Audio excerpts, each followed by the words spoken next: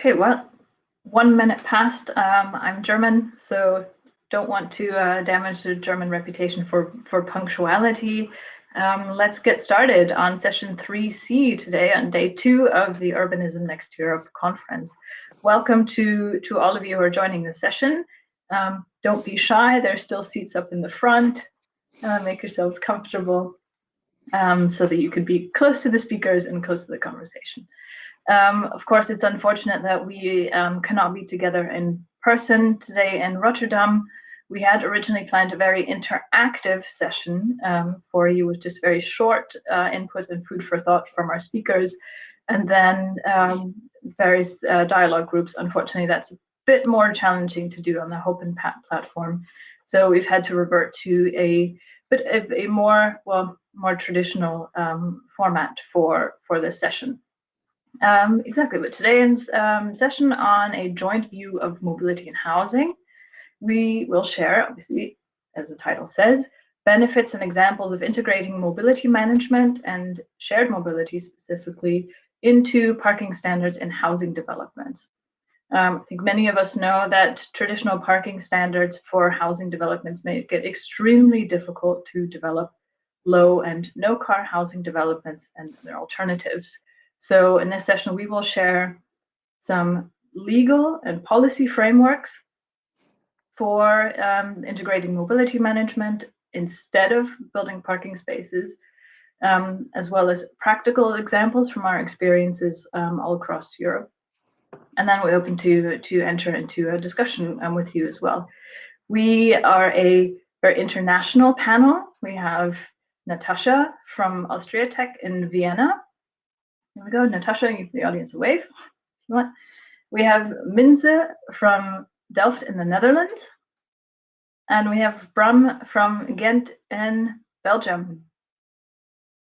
And then there's myself, Rebecca, from the city of Bremen in Germany. Before we get started, our speakers, obviously, the necessary housekeeping is to be done so that you are aware. Whoops, sorry. This session is being recorded, so if you do not want to be mentioned or recorded or join the screen, please let us know in the chat.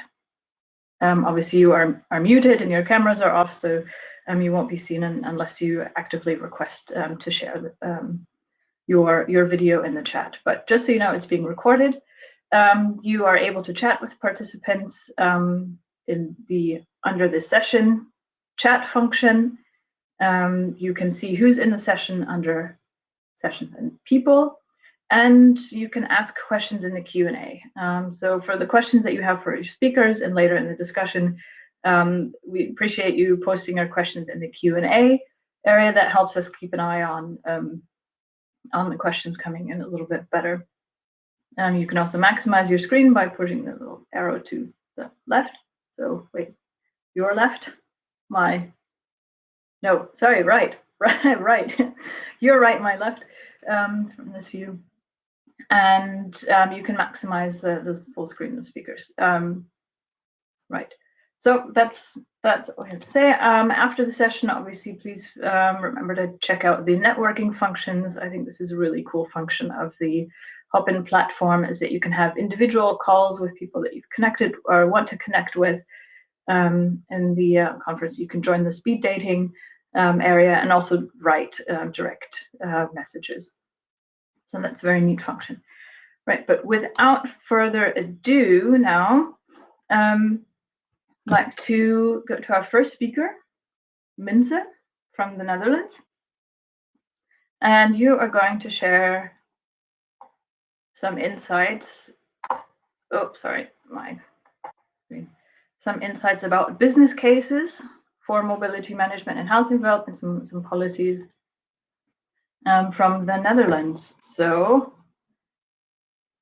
over to you, Minze, to share your screen now. Yes, well. And don't forget to unmute yourself.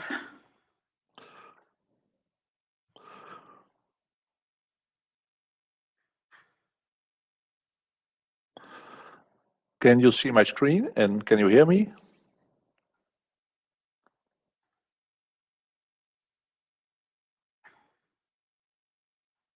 Can you hear me, or because I'm unmuted now? Yes, now Okay. you're on. Right. Okay, then I will start sharing my screen Mhm. and my audio.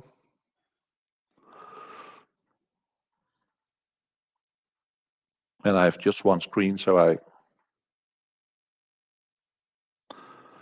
do you all have full screen now? Yes, we do. Okay, Looks perfect. perfect. Because there's a delay of 2 seconds, we learned.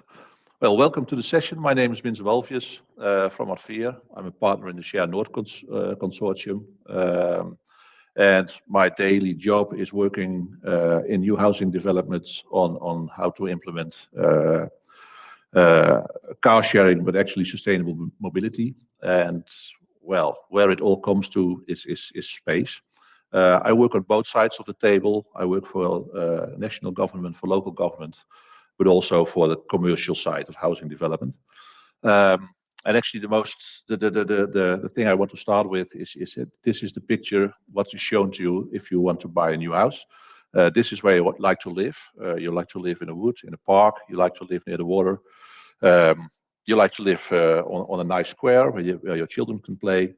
And I hope this doesn't count for all of Europe, but in the Netherlands, if you look out your window, this is what you see, and this is what you get.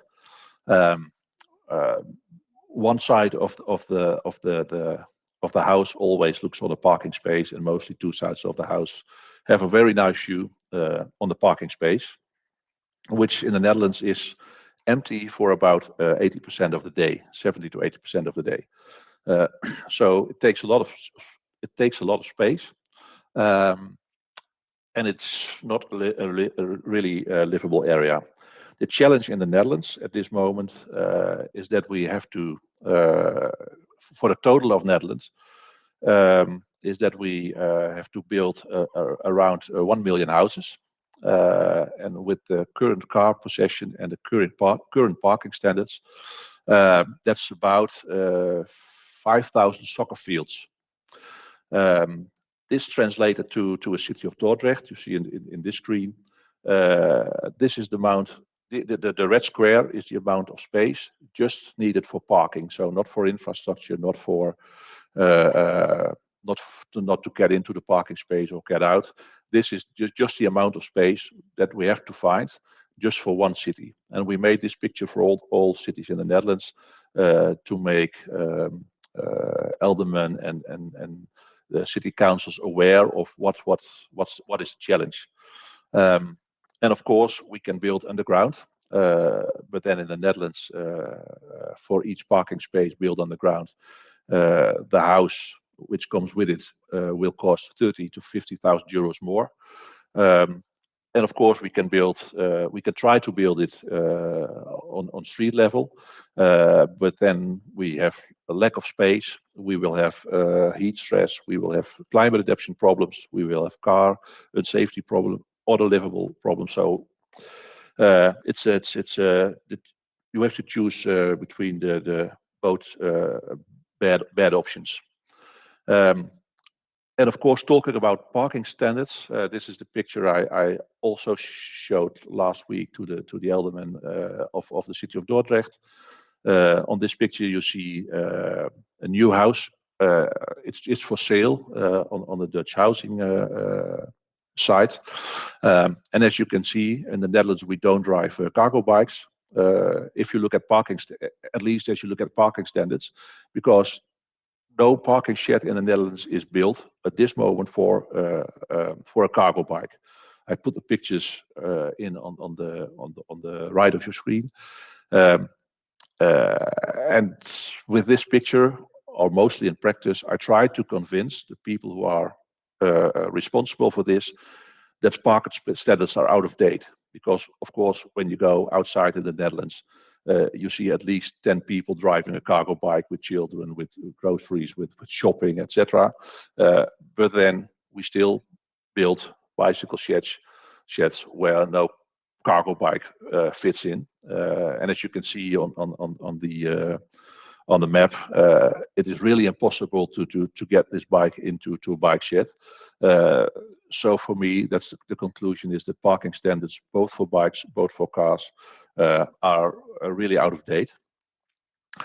And of course, with the knowledge we have, this is from Google Maps. It's a demo version of Google Maps. You can see how far people can drive with an e-bike. But of course, in city planning, in new housing areas, everything is most focused to the car, and we don't use the data of electric bikes in the Netherlands. While lots of people living in dense areas drive an electric bike. Sure, after COVID, in the Netherlands, it's very difficult to buy electric bikes. Everyone wants to buy an electric bike. But for city planning, we don't calculate with electric bikes. And actually, what it's about, it's all about space. This is something the older people of you probably remember, and this is how it looks like now. How to give cities back to the people again, and also what are the economics behind this? Making Times Square car free. It was paid by the real estate owners and the shops around. They invested around Times Square. They invested in making it car free, and of course, turnover went up with more than 20%, and real estate value went up with more than 10%. So it's actually what's the business case? Real estate is getting more value when there's more space to live. And what we see in the Netherlands is that we have to choose for smaller. At this moment, the older people have a large house. They have their own laundry machine. They have their own 1, 2, or 3 parking spaces, their own kitchen. But now in cities, we see that the public and private space is totally different, divided, and people tend to share more. And this starts with the laundry machine. It just takes 2 square meters per house. But of course, a shared car, which saves about 25 to 30 square meters, and what I just told you, lots of money and lots of space. It's if we want to meet the challenge of building 1 million houses in the Netherlands the coming 10 years, we need to choose for smaller. But actually, this is the current situation. The text is still in Dutch, but the picture is in English. What I already told, 70% of parking space during the daytime is empty. And if we would build houses, like we build cities, this would be the map.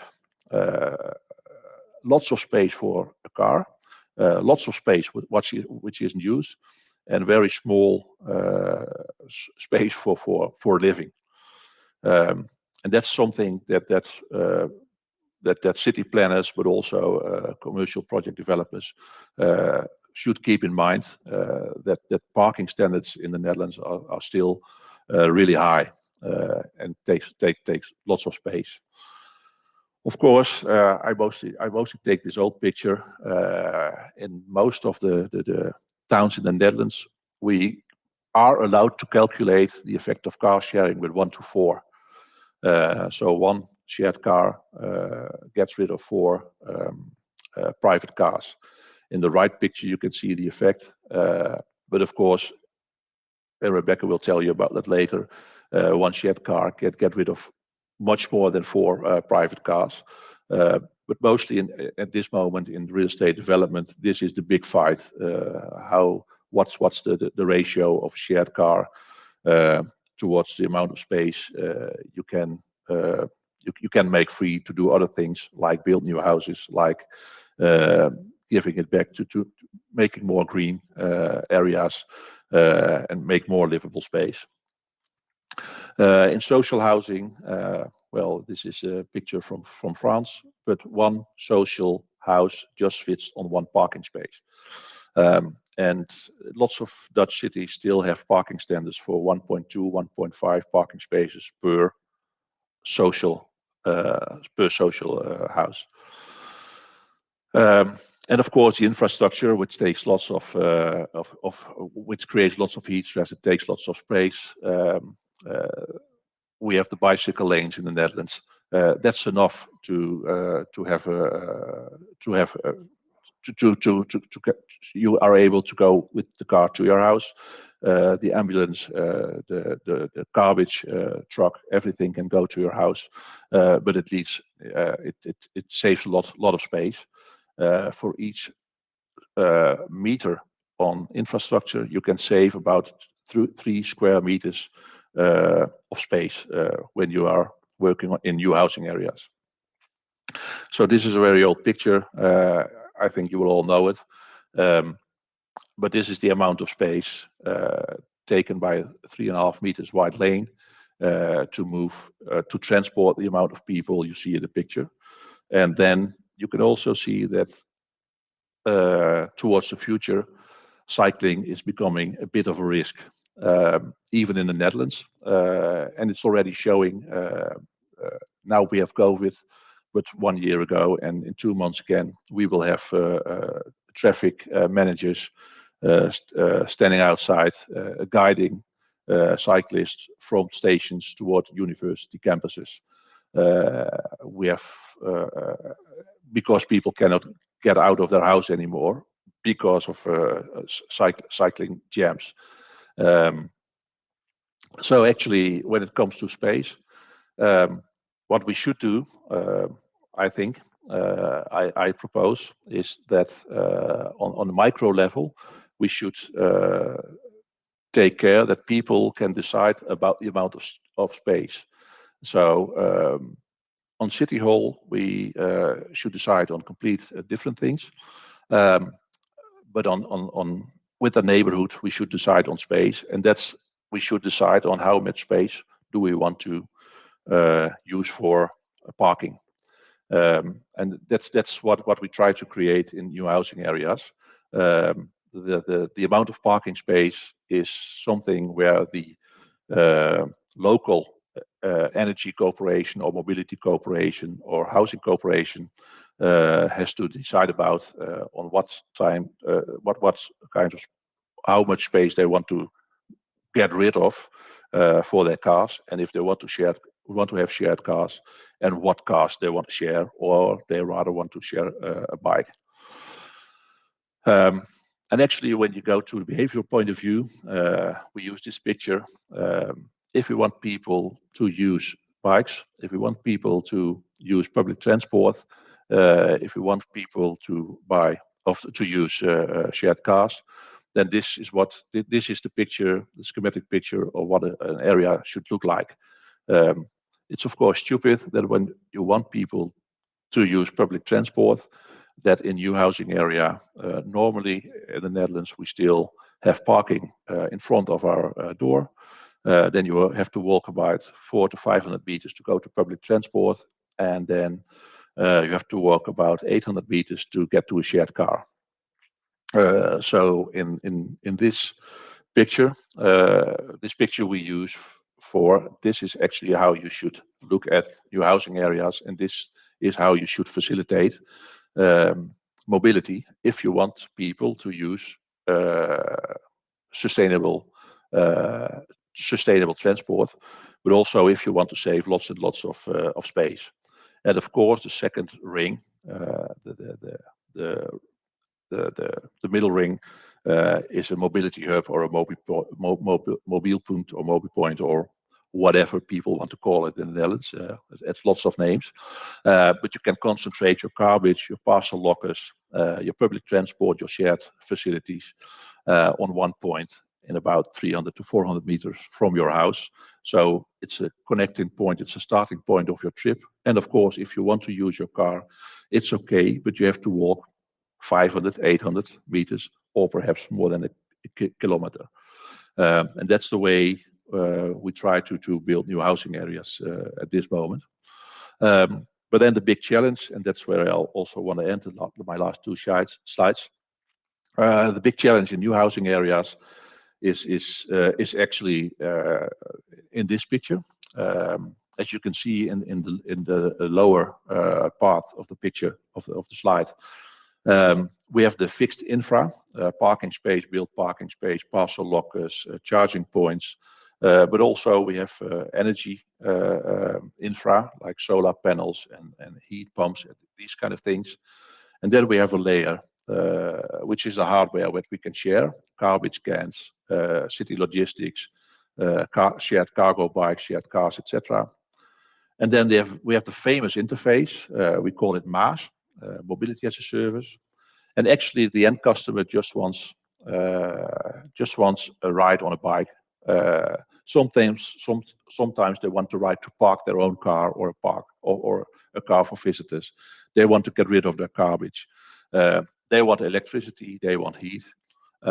They want their parcels be delivered, but of course not with all the vans in the street.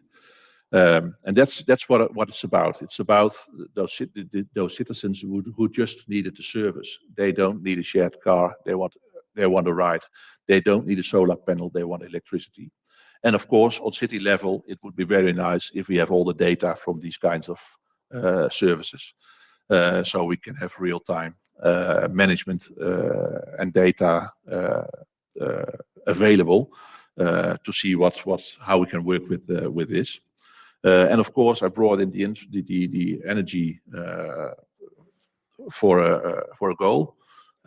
Or this is in this picture. You can see what you all need to make a shared car ride happen. We need an interface. We need a charging point. We need a built parking space or a parking space, and we need a shared car. But this is where the organization comes in. For the solar panels, we actually need a cooperation. We cannot get enough energy just from our own roof. We need all the roofs to get enough energy for the whole street. So if we have the cooperation, it would be logical that the corporation who is creating the energy also charges, also is owner of the charging facility, which charges shared car. And that's all in private space. This picture is for the city of Almere. Of course, we also have solar panels in public space. We have also charging points in public space. We have also parking in public space. But everything what is developed in city planning and is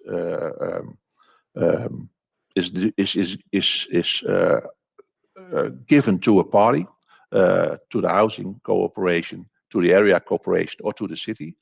So everything what is made on infra, we cannot change that anymore. So as soon as we give the solar panel to the housing corporation, we have to make agreements that we also can get the data. If we can if we oblige the project development to build parking spaces underneath housing, then the parking space is from the housing corporation, and then we don't get the data, of course. And that's where you see that things go wrong at this moment. That the interface, the MaaS interface, the Mobility as a Service interface, doesn't serve the charging pole in private areas, or we need different interfaces for different services. And of course, if we have an integrated service, then it would be nice that our energy service and our mobility service would be in one interface, so that also on city level we can manage all this data. And this is actually where I want to end my presentation, give it over. That the whole the biggest challenge at this moment, and this is only mobility and a small part of mobility and energy. The biggest challenge is who is going to be the future owner of infrastructure. And if we manage this wrong, then we will have a problem in the future on managing the data, on allocate the space, and to give the inhabitants the things they would like, the services. Thanks very much, Minze. You're already jumping ahead to the discussion we want to have a little bit later about the challenges in getting it right from the beginning. Before we move on to the next, I just wrote in the chat, if you have questions for any of the speakers, please write those in the Q&A if you weren't here at the beginning for the housekeeping. And before we move on to the next speaker, which is me, from the city of Bremen, in the chat, can you all please write where you're from? So we know what kind of geographical coverage do we have. The speakers are from Germany, the Netherlands, Austria, and Belgium. It'd be nice to know where you are from. So please post that in the chat. And Minze, you left, but I had one question for you, but I can also pose it later. No. There you go. Real quick, you mentioned you had a talk with the city of Dordrecht last week and enlightened them about the space consumption for parking in the city. Real quick, how did they respond to that? Of course, I challenged them because one of the aldermen is working on the housing challenge. The other one is working on the infrastructure challenge. But then also we have an alderman who's working on getting rid of infrastructure and making the city more green again. So I just confronted them with, okay, you are creating 50 soccer fields of parking space, and your colleague is getting rid of 30 by 30 centimeter tiles to get the city green again. So it's bringing water to the sea, I think. And I think, and that's actually what my message is about. You have to work multidisciplinary with the whole team, and not from a parking standard point of view, not from an energy point of view, not from a climate point of view. But you have to get out of your silo. You have to get out of your department and talk to your colleagues, which you probably didn't see the last 30 years besides lunch. Yeah, I absolutely agree. As an employee in city government, as a geographer working in the transport department, I see that as definitely part of my task. And in the chat, thanks everybody for responding. Welcome from the Czech Republic, Netherlands, Belgium, and Austria today. Thanks for joining our session. So I'd like to take you across the border from the Netherlands to Germany, to Bremen in northern Germany, to talk about one of the really hot topics, especially now currently in our city, is revising and changing parking policies, not only in housing development, but how we manage the public realm. And I'm always surprised at how highly emotionalized it is. But I want to share the current, quite innovative parking policy we already have for new housing developments, which is paving the way for the revision of our mobility management law for new housing developments that requires mobility management to be mandatory based on what I'm sharing today. So, whoops. Go on the screen. There we go. So next slide. So quick background where I am is in northern Germany, in the beautiful city of Bremen, close to the North Sea. More than 60% of our daily trips are already done using sustainable travel modes. But as you can see, 36% is still done by car. So there's still definitely room for improvement for the 570,000 residents that live here in the city. And I want to share the parking policy we have, Britain's parking code for new housing developments, which was created in 2013, and as I mentioned, is currently being revised. So the standard, like in many cities, is you have a parking standard for new housing developments that requires an investor to build a certain number of necessary parking spaces.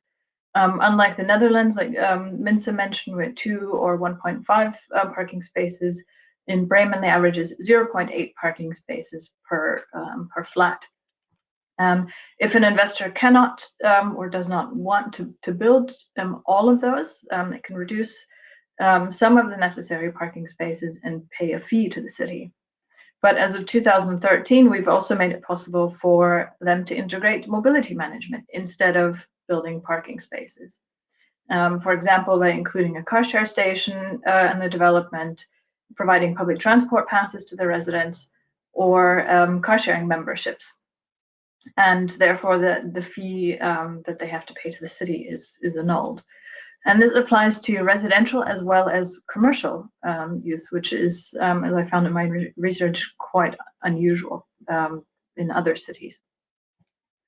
And yeah, examples of like possible mixes can be, as I mentioned, like car share memberships and car share stations and public transport tickets. Those are the high impact measures, because what we're looking for are obviously concepts that reduce the need for parking and reduce car ownership.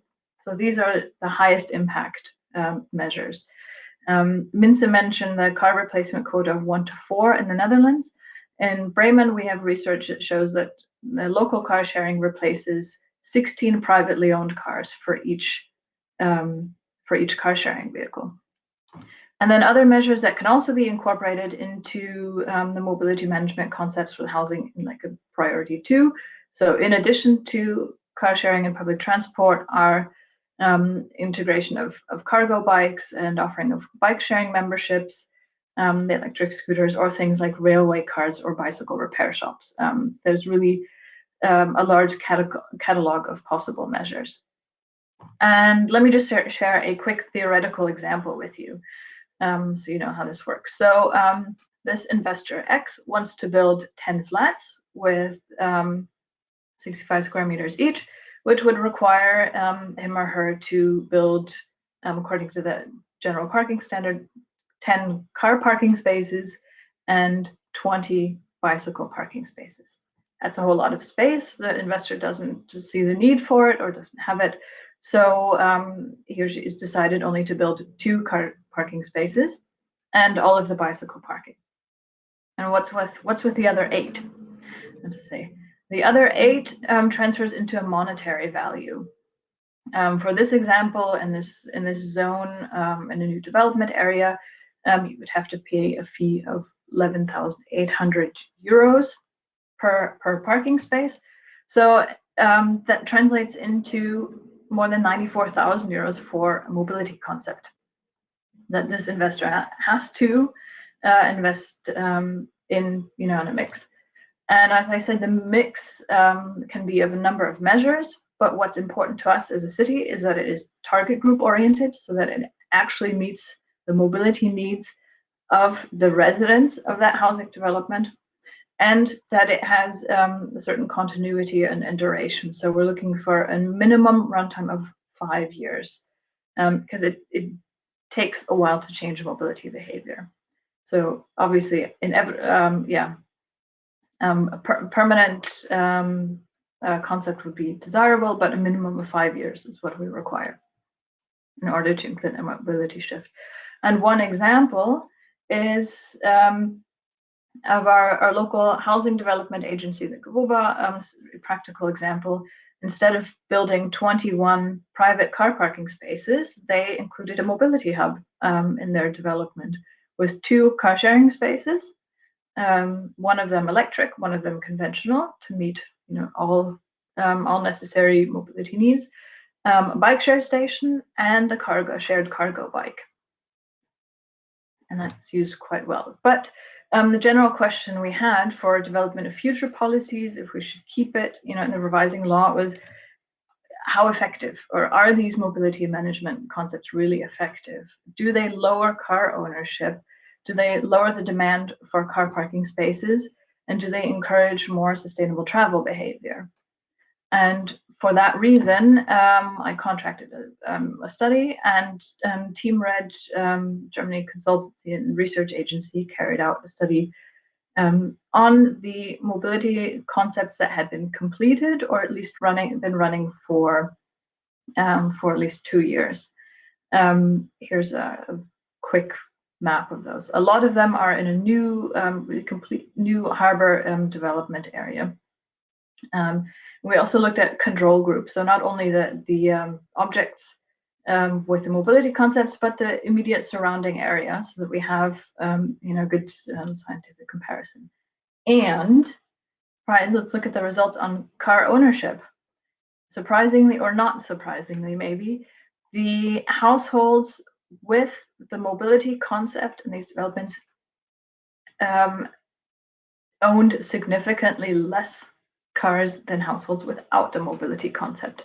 So 34% have no car, whereas in the control group only 16% had no car. It's also a lower proportion of one-car households. So you can see it has an effect on car ownership. Very, very happy about that. Then the question, does the mobility concept have an effect on car use? Because the public transport memberships were quite well received. And yes, there we have another positive result. The users of the mobility concept in housing development, so those that got a public transport pass or car sharing membership immediately when they moved in, also use cars less. Only 32% use a car on a daily basis, rather than 43% in the control group in the immediate area. And the same is for car use, maybe 1 or 3 times a week. And that's also reflected in the modal split, definitely. So the users of the mobility concept, you can see, only use a car as driver or passenger 29% of the time. They use public transport more. They cycle a lot more than the control group. And interestingly enough, walking is about the same, because Bremen is a very walkable city as well. It's very close. So we definitely see a result. However, interesting, we also asked how many knew about the mobility management concepts when they moved in, and a whopping 60% said no, they didn't. And this is something I was really surprised about, is that the investors that are implementing these mobility concepts are not communicating them as a sales argument, or communicating them to their renters and buyers. So for us, that's quite clear. Moving ahead as a city, we will also require investors to create a communication concept for what they want to do. But I'm still surprisingly that the impact is still quite high, despite the users not being informed about it directly when they moved in or signed their contract. And the last but interesting survey question is that question of, do people want parking or mobility concepts instead, like something that Minze mentioned. We asked them, what do they think of being offered mobility concepts and these alternatives instead of parking spaces? And the majority evaluated this quite positively. So I think it's very good or good. And there's the proportion of people who insist on still having a parking space of their own is much lower than we expected. So moving forward, and just to summarize the final insights, is that the mobility concepts work. They reduce car use and car ownership among users. And the public transport tickets were particularly popular and also particularly effective in influencing this mobility behavior. But that the accompanying communication measures are absolutely essential to ensure success of the mobility management concepts. And then other things that link to policies and what we have to improve as a city and what's absolutely necessary is that this process for investors of how to implement a mobility concept, what measures they can implement and what is required of them has to be much more transparent than it currently is in our city procedures. And we also have to offer qualified advice. The real estate developers are often not mobility experts. They don't know about the mobility needs of different types of users, and that's where we as a city also have to step up, and the experts have to step up and be ready to advise these developers who are interested in developing a mobility management concept. And then the last aspect is something just want to touch on the side in Bremen is something we do not do horrible at, and that needs to change, is that managing the public space, the lack of fines passed out for illegal parking, the lack of cost for parking in the public realm counteracts these mobility management concepts. So that has to go hand in hand. The policies for parking on private ground in the real estate developments, but also policies for parking in the public realm. Those have to be closely linked and closely managed so that the impact overall is big. So just to conclude, there are many benefits, and these mobility concepts in our parking code for housing developments is something as a city we will definitely maintain and expand on in the future, because it helps investors meet the mobility needs of residents at that specific location. It can increase the attractiveness of property and be used as a sales component. You get car sharing or bike sharing or public transports when you move in. That's really important or a factor for making a property more attractive. The concepts can also reduce the financial risk for car share providers to go into new neighborhoods or new areas, because they have an immediate customer base. And we can lower building costs. As Minze mentioned, the cost of building parking, especially underground parking, is extremely expensive, and that's rolled over onto the renter and the buyer. So by lowering the number of parking spaces that can be built, providing alternatives, you are also contributing to creating more affordable housing in your neighborhood. And if you remember that example, that theoretical example I shared, by not building those 8 parking spaces and investing those 94,000 euros in mobility management, the investor was able to still save between 160 and 360,000 euros. So there is a return on investment, a significant one for investors. And thanks very much. That's all I have for you today. In the city of Bremen. The study I mentioned will be published in English quite soon. So if you just would like to message me, send me a direct message with your email address, I can send that to you directly once the English version is available, or you can have the German version now. Thanks very much.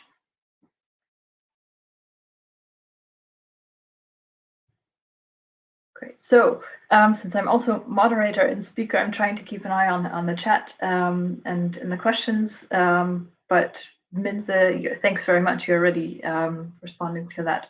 We'll collect it afterward, also in the discussion. So for the sake of time, I'd very much like to move on to our third speaker, our third food for thought, Natasa.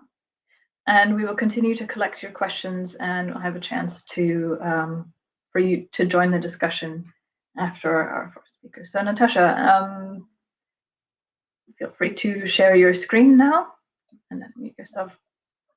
And maybe you could just introduce yourself quickly. Yes, of course. So Super. I hope you can see the presentation. Yes. Thanks very much. Yeah, great.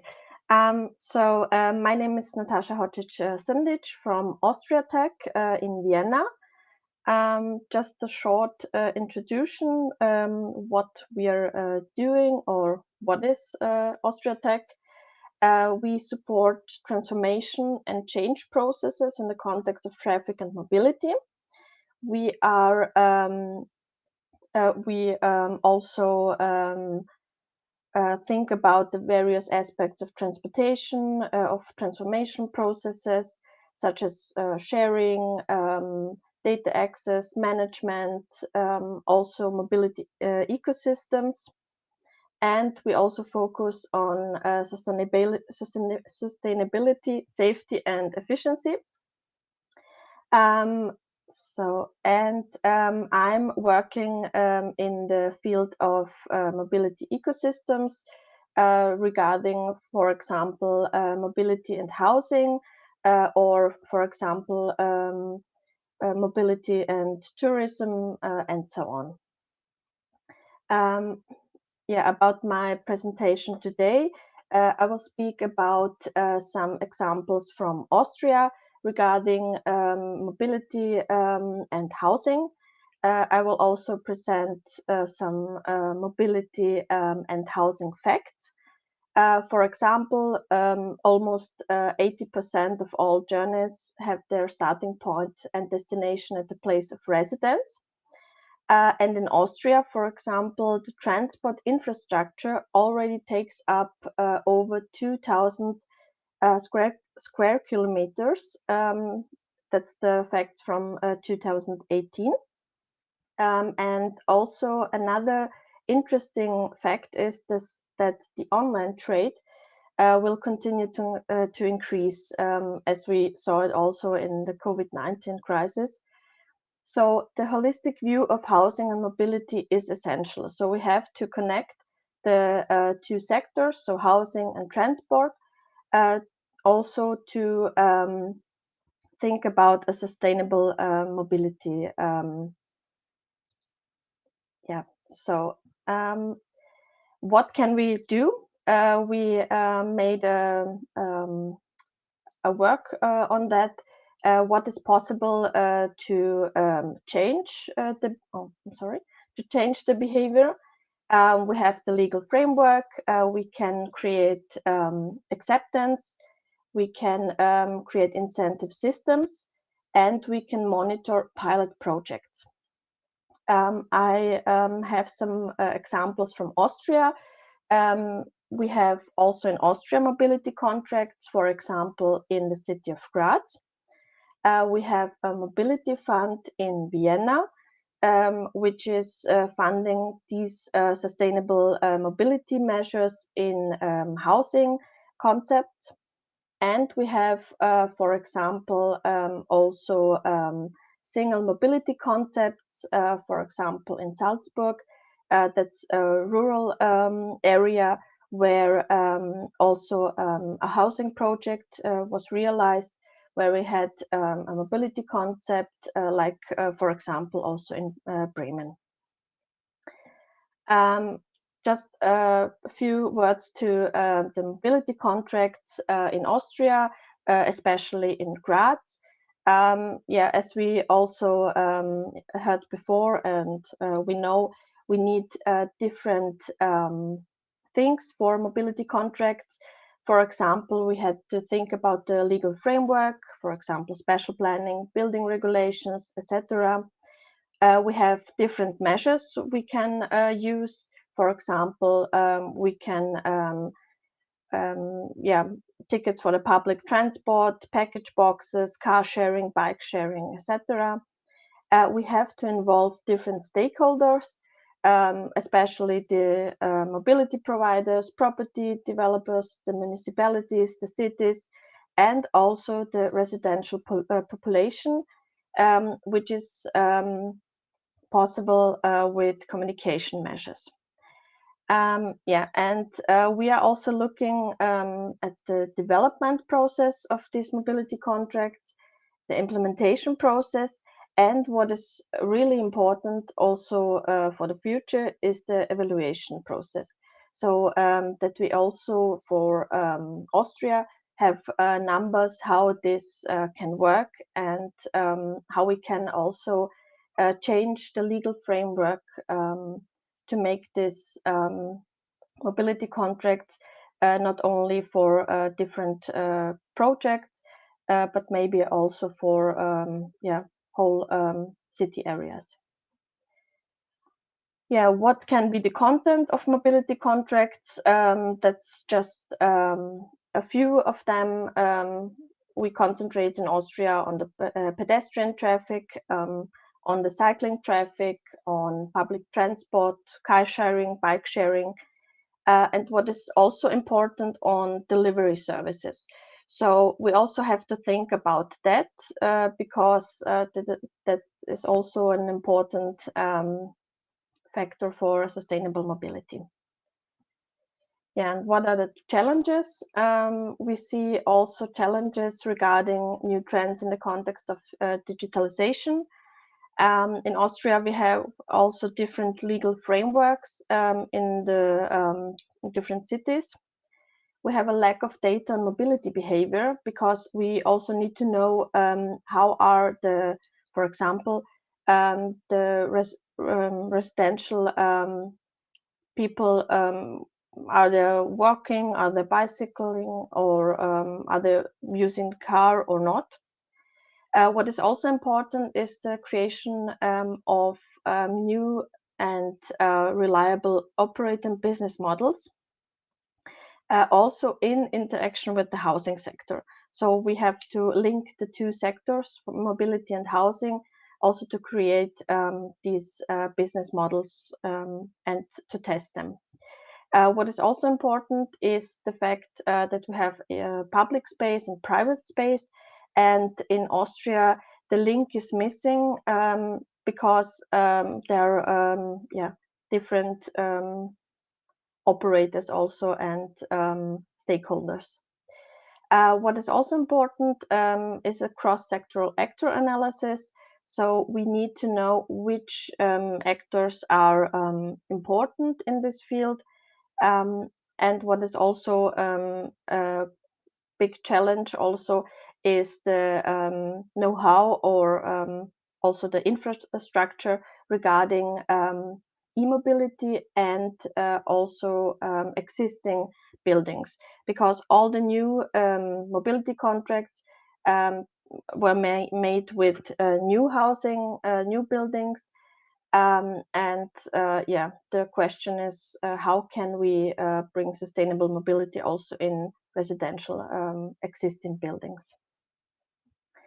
What are the goals for the future? We all want integrated mobility and a good transport for the entire population. Also new and more flexible financing models. Also the connections between the car sharing providers or bike sharing providers and the housing sector. We also need to create incentives and also a clear legal situation to make these alternatives also attractive. We have to highlighting true costs. What is a car? What a car costs, for example. And what is also important are long-term pilot projects and maybe also innovative testing and experimentation spaces. So that we need spaces where we can test also new models, new financing models, new sustainable mobility alternatives, so that we also have support to change the legal framework. Yeah, that's from my side. Thank you. And if you have questions, please. Thank you. Thanks, Natasa. That was really great. Also, whirlwind fly through what's necessary. You mentioned that under the challenges you listed, also finding reliable providers. Do you have some practical examples of where that was difficult, or where you had to advise projects to change gear because, for example, you're working with an unreliable provider, or that's very difficult. In Austria, how can we say it?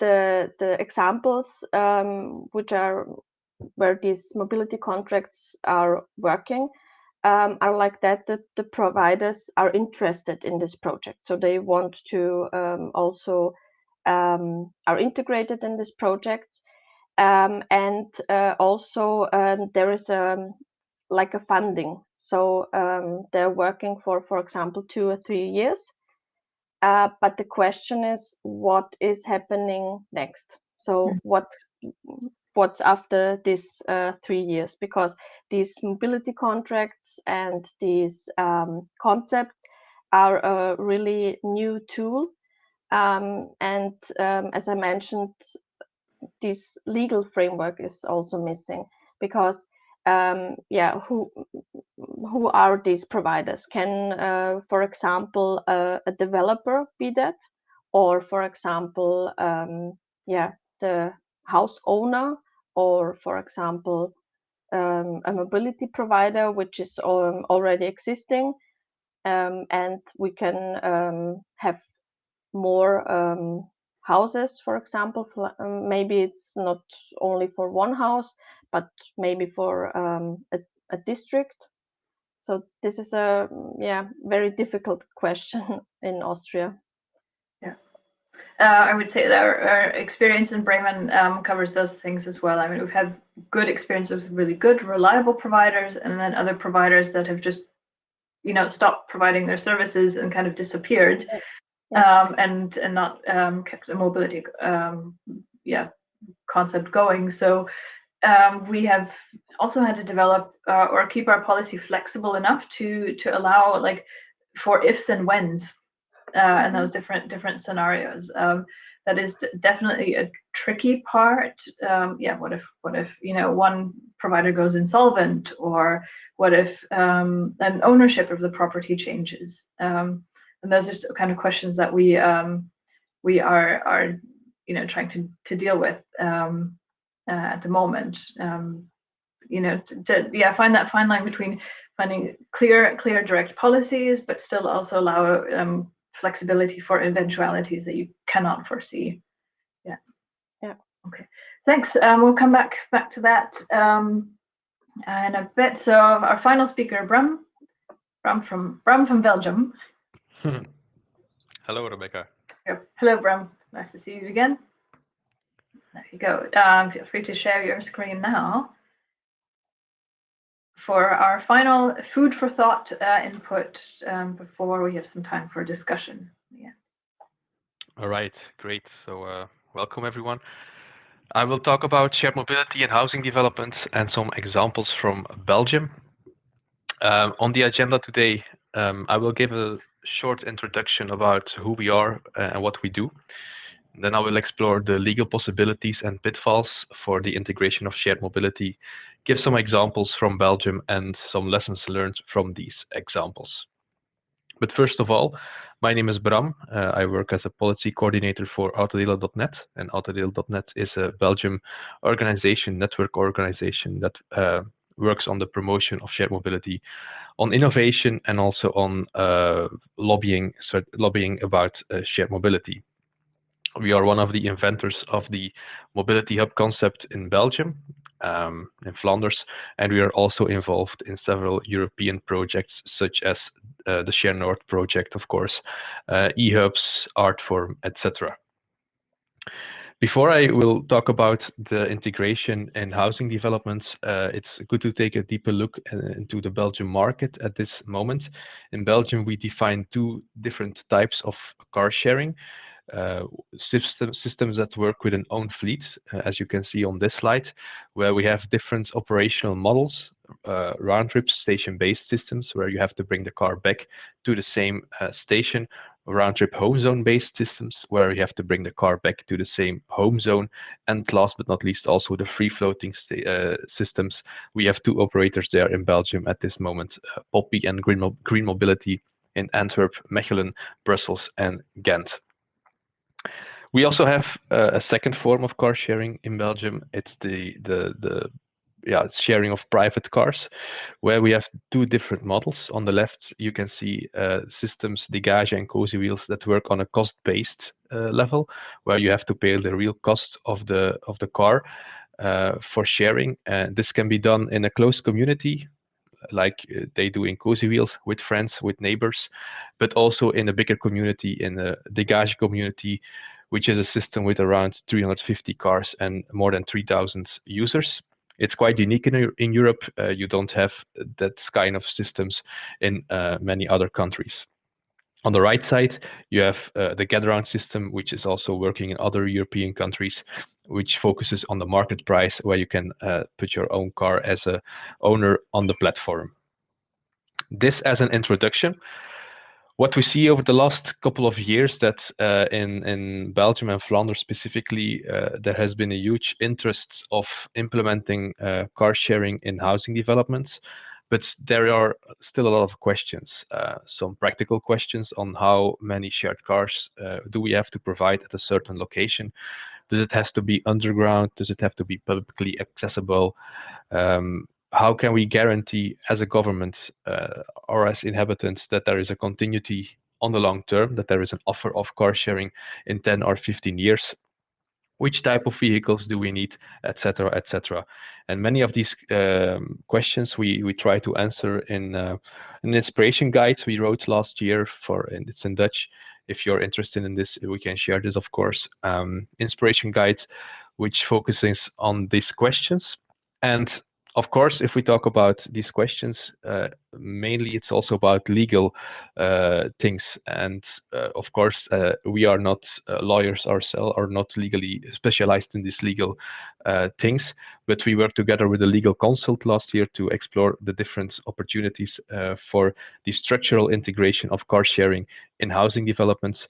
And actually, there are two main ways to integrate it. Of course, it's more complex than that, but in the light of this presentation, it's best to talk about two different options.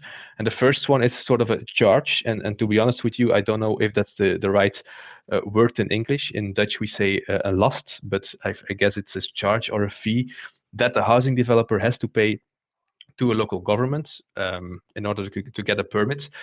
And the government, in this case, is in control of the offer of car sharing. So there is no involvement anymore of the housing developer, housing company to provide shared cars. It's the full task of the local government, and they get a budget from this from the housing company. The second possibility is a sort of a condition where it's imposed to the housing developer by the local government. It's mainly done when a housing developer, housing company wants to build houses or apartments or flats, but they cannot fulfill the parking spots, for example, they have to build. There is simply not enough space. And then they can get a permit under the condition that they have to provide X amount of shared cars, for example. The thing here with the condition, it's transferred to the next owner. So after a couple of years, of course, in most cases, the housing company is gone. They built the flats, they sold it. And then this condition opposed by the local government is transferring to the next owner, which is in most of the cases like sort of a syndic, an association of co-owners, which is responsible for things like the elevator, the maintenance of the building, etc. So they become the new owner. This has some positive and negative things about these two systems. If we take a closer look at the charge or the fee, then like Rebecca was mentioning, it can be a part of a broader sustainable mobility mix. You can give public transport tickets to new inhabitants. You can give new inhabitants a free electric bicycle, etc. It can be done on public space as well, since the local government is in charge of implementing the car sharing offer. They can decide to do it on public space and to make it accessible for all members of the car share operator. And in most cases, it will be people from the neighborhood. In our opinion, this way is the biggest chance on a long-term success. The negative part, on the other hand, there is that there is a huge or a bigger workload for the administration to work on this. Second possibility, the condition. The good thing there is there is a certain responsibility with the housing company, with the housing developer, which means that there will be less workload for the administration. On the other hand, with doing this, there are no long-term certainties of the integration. It cannot be guaranteed. There are still questions. What with a failure if a housing company or a car share operator goes bankrupt? What happens then? And also, what with the next owners? Since the condition is transferred to the next owners, the syndic or the association of co-owners, if they want to get rid of the shared cars, for example, they will have to pay quite a big amount of money because they do not fulfill anymore the condition that was guaranteed in the permit to build certain location. So legally wise, there are some issues there. That's why we believe as Autodeel.net that the first way is the way to go if you want to implement car sharing and other types of shared mobility in a structured way on the long term. To make this more concrete, I brought some examples with me today. The first example is the case of Vilford in Turnhout, and Turnhout is a city with around 50 to 60,000 inhabitants, so a rather small city in Belgium. They started in 2017 with the integration of car sharing. In this case, there were 300 housing units, flats, very close to the railway station. And the housing company, E.ON, they could build 12 parking spots less, but they had to provide car sharing, in this case, an open system, and they paid 60,000 euros of fee to the city. The city received this money. There was a contract between the housing company and the city on what to do with this money. And in the contract, afterwards, the city signed a contract with Cambio, a car share operator in Belgium, for 8 years. They started with one car, but right now it's growing. And what we saw, the 60,000 euros that was initially available to sort of given economic possibilities for Cambio, so they would turn break even and not lose money on the shared car. So the 60,000 euro is used for this to turn the system break even. Not so much money is used. I think there's still 50,000 euros available. So right now the shared car that is there available is profitable for Cambio. This case, this example, was the starting point for the city of Turnhout to work on a general guideline on the structural integration of car sharing. And they work with two different systems. The first system is an open system, which means that it's accessible for all members of the car share operator, so not only for the inhabitants of the flats. In this case, they could, in the guideline, they could go from a parking standard from 1 to 0.8 with a decrease of maximum 12 parking spots. The budget the housing company has to provide is a minimum of 60,000 euros. The second way is a closed system where the shared cars can only be used by the inhabitants. And in this case, in Turnhout, you could go from a parking standard from 1 to 0.85 parking spots per flat, with a maximum decrease of 6 parking spots. If you bring this into practice, for example, if a housing company has to build, should build 100 parking spots, they cannot go to 85 in this guideline because there is a maximum decrease of 6 parking spots. So in practice, it will be a parking standard from, let's say, 0.94. The budget they have to provide here to the city is a minimum of 30,000 euros. A second example is the case of Lummen. Lummen is a smaller municipality in the east of Belgium. And here it's a social housing company that came with the idea to integrate car sharing in their 33 new housing units of the future. They received a decrease of 7 parking spots, so they had to build 7 parking spots less. But the general parking standard at this moment is still 1.2. They signed a 5-year contract with also again Cambio in this case, but compared to Turnhout, this was not imposed by the government, but the contract was part of the application for the permit. In this case, no results available yet because it's still being built at this moment. And the last example is one from as a part of the condition, a second possibility to integrate car sharing. It's a case of Vilford, the Vier Fonteinen. Vilford is a city on the east side of Brussels, very close to Brussels.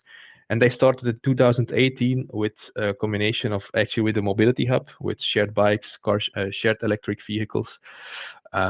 It's a complete new neighborhood that is being built on an old industrial site with in total 1,300 housing units. Of course, this is not done by tomorrow.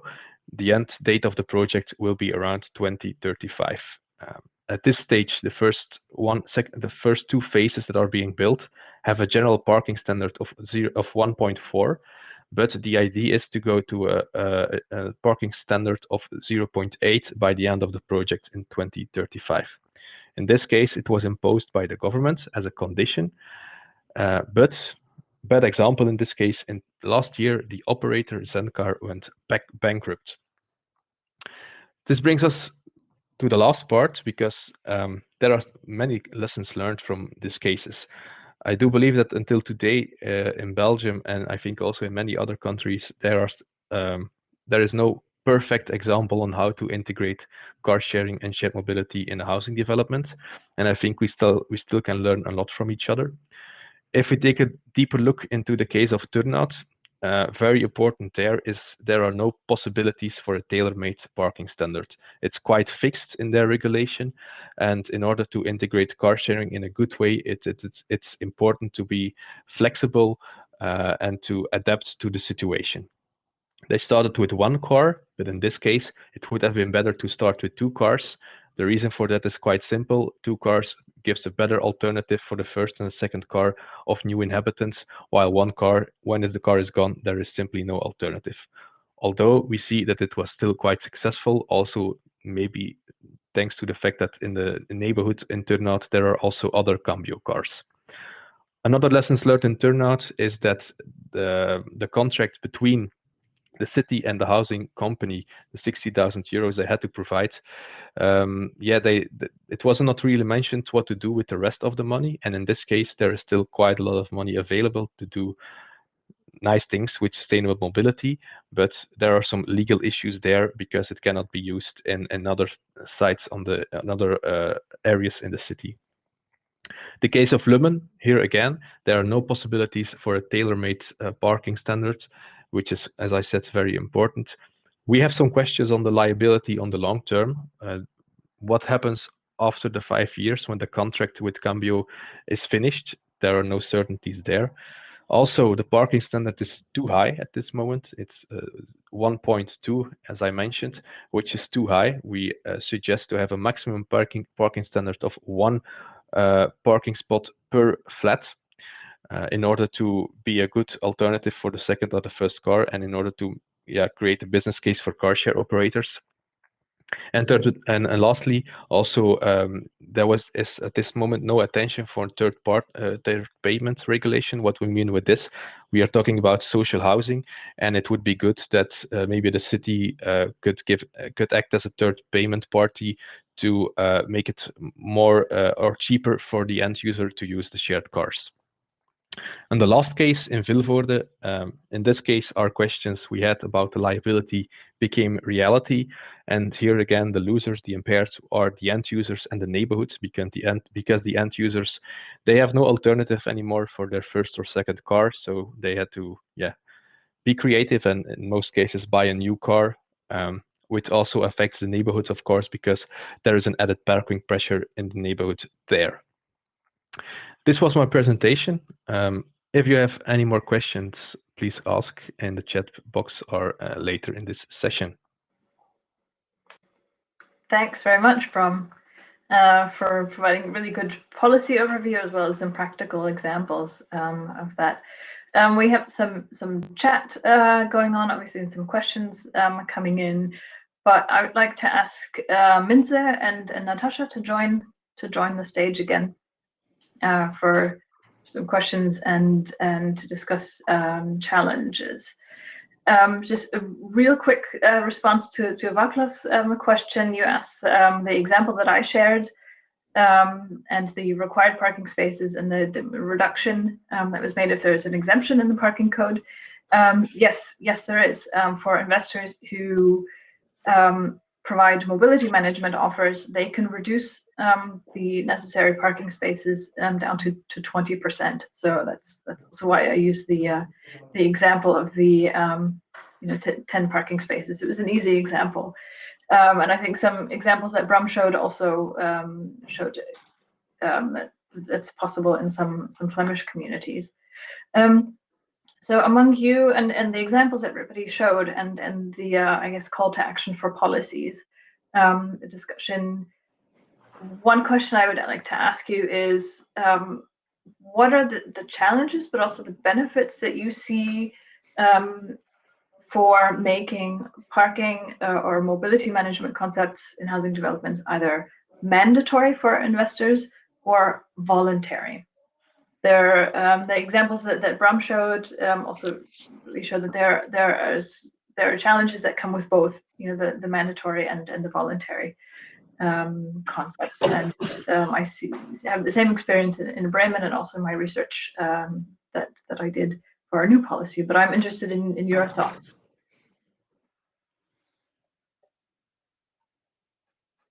I can start. I think, to be honest, I think to make it mandatory, the local government space plays a very big role in this. I think if you want to make sure it's structurally integrated, there's a big role for the city or the municipality. Again, also to make it like blend with the rest of the sustainable mobility in the city.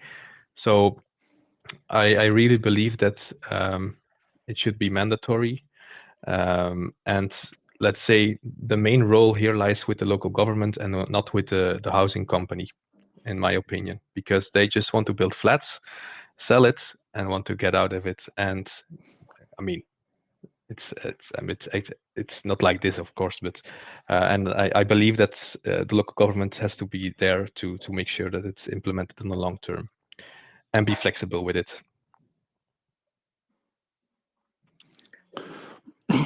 Well, I of course not agree completely with Bram. I think you have to work together.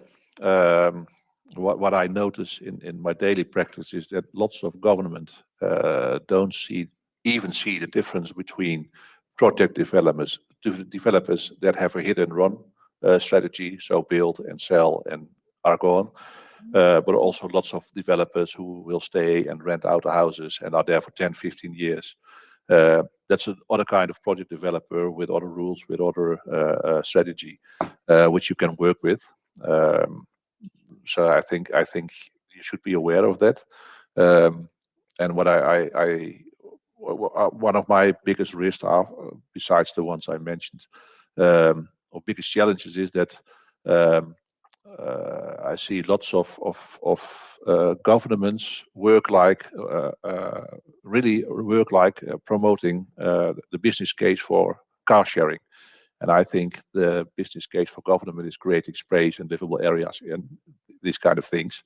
And if a service provider doesn't have a business case on the car sharing from its own, then of course you should provide some extra funding or subsidy or whatever. Or what I also mentioned in the chat, as soon as you start sharing your parking space and have a levy on the parking space, you generate stable income to provide shared mobility.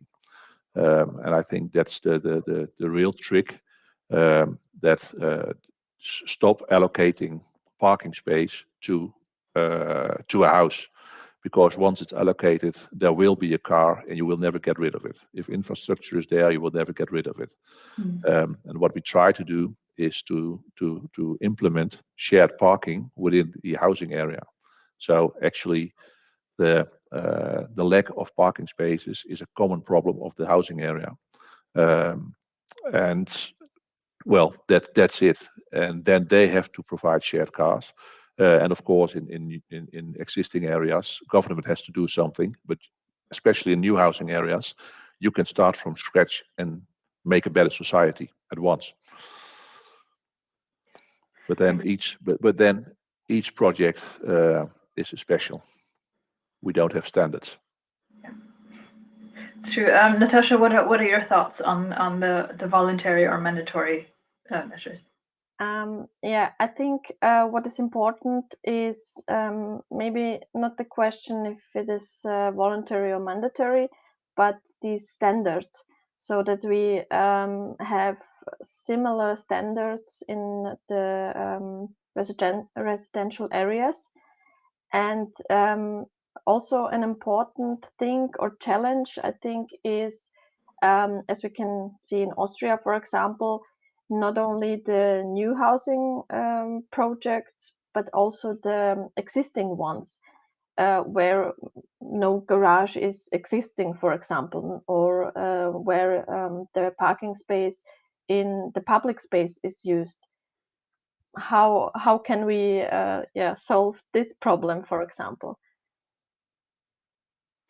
That's definitely one that we're confronted with in Bremen as well, because we're, as I mentioned, currently in the process of revising our parking code, and we are lowering the standard quite significantly from 0.8 to 0.6 parking spaces per flat. And in some areas where parking spaces will only be allowed to be built as an exception, so in our car-free city center zone. So it's going to be a lot more challenging. What's also changing is that right now, mobility management measures are voluntary. So we have very motivated real estate developers that are creating mobility management concepts that are very creative with their ideas, and they come to us. In future, mobility management will be mandatory for new housing developments, and that just opens up a whole another box of uncertainties, because we will have to convince the investors that this is a good idea, that it has an impact, that they will still be able to sell their flats, even if they, or rent their flats, even if they provide less parking. But it also poses a huge challenge for that public realm as we managed. There are so I've got a question for Bram in the chat from Ivo. One of the examples you mentioned the 60,000 euro fee. I think very similar to some examples from Bremen. How does that fee process into the budget? Does it go into a public pot or public fund, or is it directly paid to a service provider? In Turnhout, it's sort of a public fund, I guess. And on the first question of Ivo, I think there are two possibilities to define the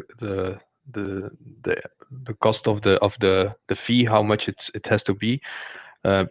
One is, of course, how many parking spots, what's the degrees of the number of parking spots. We know how much it costs underground, for example, at 25,000 euros. The other hand, and I'm more in favor of this way, is to take a look on what's the maximum cost of one shared car for 1 year at a certain location, and in this case, it's between let's say 6 to 8, 9,000 euros, and to calculate, okay, we want this for 5 years for 2 cars, and then you can do the calculation. And this amount of money should be paid in the public fund in order to make sure that the operator gets a certain amount of income in the first years.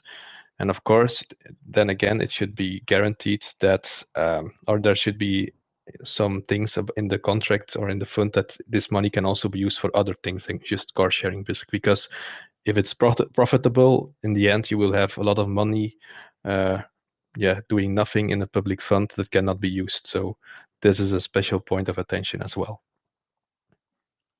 I think for the Bremen example, the fee paid to the city is paid into the public fund, but the mobility management concepts that are funded are provide added value, that they address the mobility issues of that development in that specific neighborhood. And the pitfall that we see in putting this money in a public fund is that it can be spent somewhere, but it doesn't address directly address the needs of the parking demand in that neighborhood. I think some of the parking fees ended up going to pay off the debt of our local parking garage management organization, and that's not what we want. And it's a really clear criticism of the concept. I have another question from Martin Schmidt. Feel free, any one of you to answer this one, because I think it varies a lot on location and type of investor. Is the question, are the costs for parking spaces that an investor has to build, are they directly linked to the apartment, or is it optional if people choose to buy a house, or does the investor find a way to get their return on investment regardless of whether they have to sell the parking space or not? Yeah, Minze. Yeah, it really depends on the whole development of the housing area. Bram says 25,000. That's also what in the Netherlands you mostly pay for a parking space. But then the other amount, what it really costs to build an underground parking space, is just divided in the price of the house. So unknown. If you want a parking space or not, the whole house price will raise with 10 to 20,000 euros per house if you have more parking spaces. And of course, it's the marketing of the real estate owner. What he want to ask for a parking space, and what he divides in other costs for new owners. And that's also, I think, where you should have more insight on what is happening. And of course, also we also work in rural areas, and there we define the 25 square meter of biological nature area also has a value.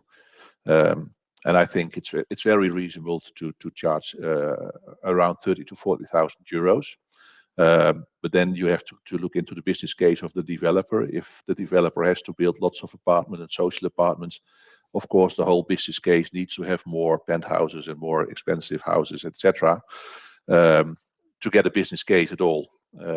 So there is not really one answer.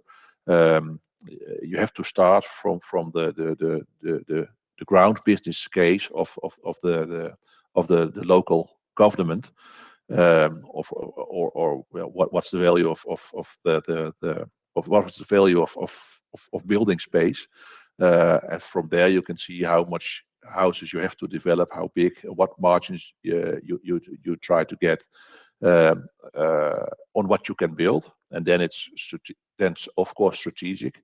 You charge money, a certain amount of money for a parking space or a penthouse or a single house. So it's not always that the margins and the costs of each house are the same. Actually, they are not. In lots of cases, project developers have to build lots of single houses to pay for social housing. Yeah. Natasha, do you want to weigh in on that as well, or has Minze covered it? Yeah, Minze covered it already.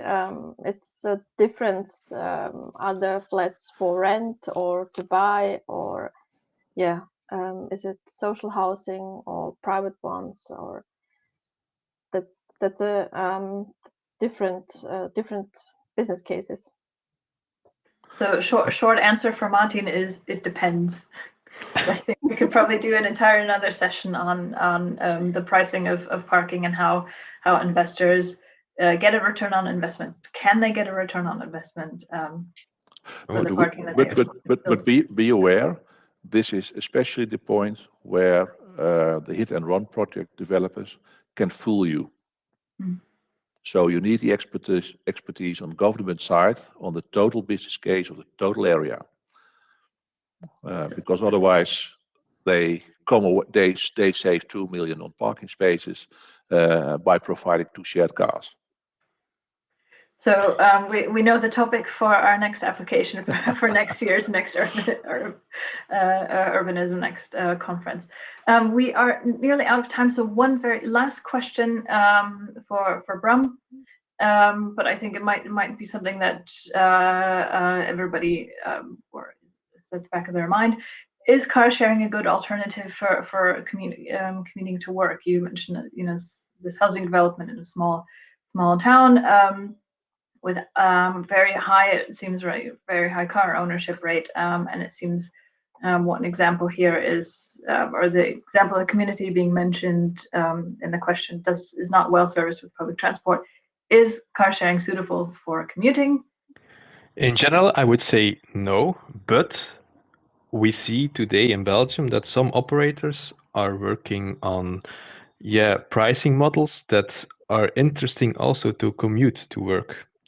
So in general, no, and we know car share users are often using more public transport than the bike, but I think that in the future there will be some types of car sharing that are also interesting for commuting, especially as we see now, we will probably work 2 to 3 days per week at home, which makes it maybe more interesting financially also to commute, but in general, no.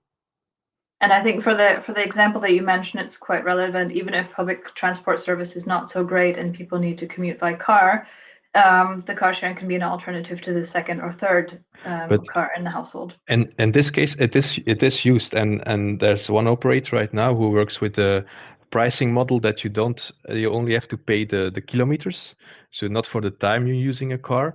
And in that case, it becomes, of course, more interesting to use it also for commuting, because otherwise, when you're at work, you keep paying for the renting of the shared car. But if you only pay the kilometers, then it becomes more interesting. But these are experiments. In general, it's not often used.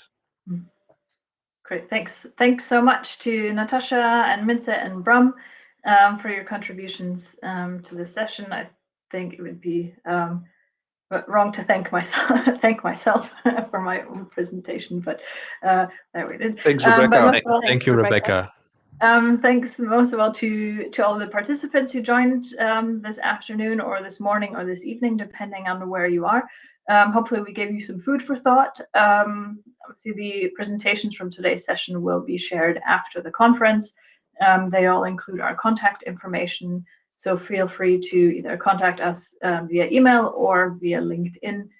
And hopefully we'll get to see each other in person sometime in the very near future, again at the next conference. So have a lovely day, stay safe, stay healthy, and we'll see you soon. Thanks a lot. Bye. Bye. Bye.